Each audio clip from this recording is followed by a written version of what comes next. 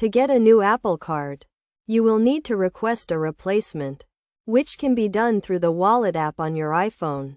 Start by opening the Wallet app and locating your Apple Card. Tap on the card to view its details.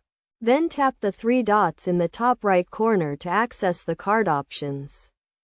Select the Help option from the menu and then tap on Report Card as lost or stolen. Or tap on Report Card as damaged. If your card is lost or stolen, Apple will immediately cancel your old card to prevent unauthorized use. If your card is damaged, you can still use it until your replacement arrives. You will then be prompted to confirm that you want to request a replacement card. Tap Continue to proceed with the request. Review the address where your replacement card will be sent to ensure it is correct.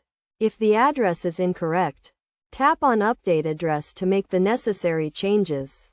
Once you have confirmed your address, tap Continue to submit your request. Your replacement Apple Card will be mailed to you within a few business days. You can continue to use your digital Apple Card on your iPhone, Apple Watch, iPad, or Mac while you wait for your new physical card to arrive.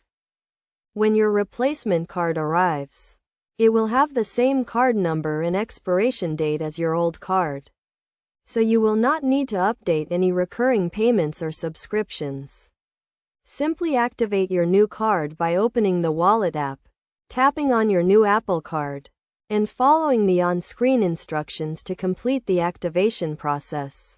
It is also a good idea to monitor your account for any suspicious activity after reporting your card as lost or stolen.